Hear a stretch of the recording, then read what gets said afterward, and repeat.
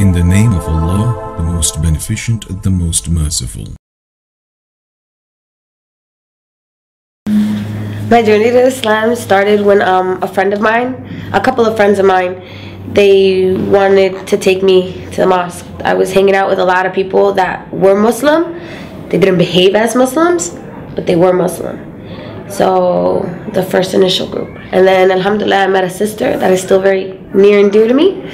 And she actually took me to the masjid, alhamdulillah. But it all started, me wanting to go to the masjid came from me wanting something better for my kids. I was looking for something better for my kids because my life was very disorganized. You know, I come from a household where my mother was a drug addict. My father was a cartel. He was in the Colombian cartel.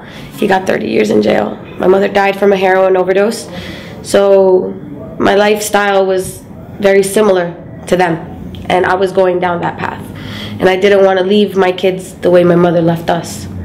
So the more I reflected on that, that kind of pushed me to look for something, like, you know, for something. And when I was hanging out with them, they told me that being Muslim was about just believing in one God.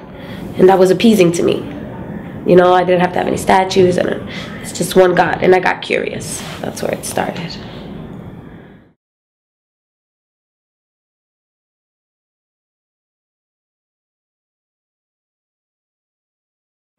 The rest of my family did not react in a positive way to me being Muslim. It wasn't so much me saying La ilaha illallah that bothered them, because they're not Catholic to the sense where they're constantly in the church, or, you know, they just go to church when it's the palms or the ashes. But it was my attire that disturbed them, and the things that I changed. I no longer was Natalie that came in with the coronas and was like, hey, party over here, you know. I was now Natalie who was like, assalamu alaikum, how are you? And they're like, they didn't understand when I didn't want to go to a barbecue because they had pork. They didn't understand when I didn't want to go because they were drinking. They didn't understand that I didn't celebrate birthdays and that I wasn't going to celebrate a birthday. So, and they didn't understand how a person that was so fond of her 6-inch heels and her little dresses and her hair, I'm talking about extensions, eyelashes, nails, everything. They didn't understand how a person like that can turn into this. So they didn't recognize. One Christmas I went to visit them and they literally slammed the door in my face. They didn't recognize who I was. My cousin looked at me and was like, what the heck? So they didn't have a good reaction at first, but alhamdulillah, with time they, you know, they came to accept it. It's just something you have to push through. You have to push through it, and eventually if you hold on to it hard enough, they'll accept it.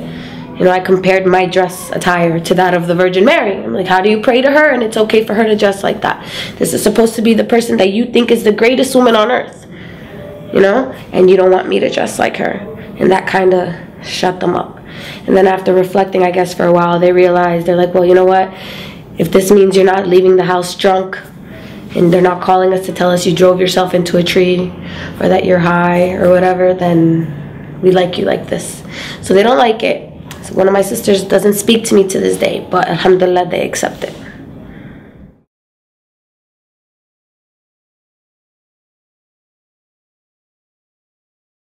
My first Ramadan was extremely difficult for me. Extremely difficult because I was new to Islam. I didn't have that many sisters in Islam.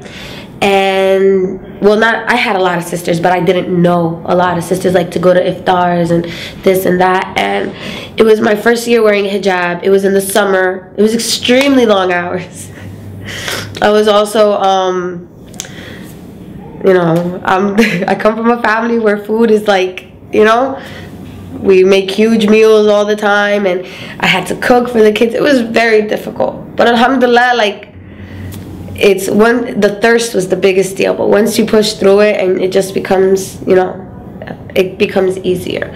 But the good thing is that the satisfaction you get when you do break your fast, of knowing that you accomplished it, and, you know, being there. What helped me was when I started to get with the sisters, you know, surround myself with these sisters, and like the bond you create with these sisters, that helped a lot too.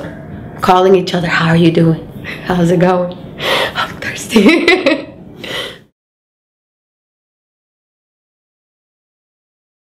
The one thing I love about Islam is I love my sisters in Islam.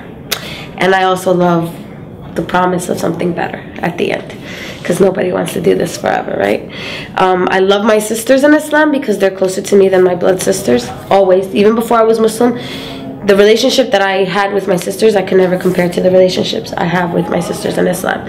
And I can say that that's for every single Muslim woman I know, revert, non-revert, like sisters in Islam, we're just, you know, it's not like the friends I had at the bar that you go there and, you know, you're friends while you're getting drunk and you're only there to hold each other's hair if you're throwing up. You know, these sisters, you know, they're there in the good, the bad, the pretty, the ugly, everything. You know, these sisters, even though they're not blood related to me, they're closer to my children than my family. They're closer to me than my family. So alhamdulillah, my favorite part is definitely my sisters in Islam.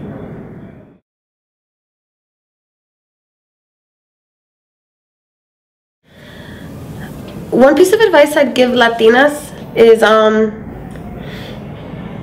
look, when you read the Quran, read it, and don't just read it, like reflect on it. You know, think about it. For Latinas, especially in my country, Colombia, it's very important, our appearance. You know, our hair, our makeup, like our whole society is about how these women look, you know. And that's the hardest thing. That's one thing that I know Latin women are like, what? Oh no, I'm not putting that on my head. I'm not walking around like that. No. You gotta think that you're more than that. You're more than what you look like. The person that looks at you has to see something else, you know, and you have to realize that you're striving for something better at the end. It's just, you just have to have an open mind when you read it, and just know that it's beautiful. Every single word is beautiful, and every single word has so much meaning, and there's so much truth in everything. If you read one thing in the Quran, read the Quran, read it, and if you find one thing in the Quran that you do not see true, then close the book and don't open it again.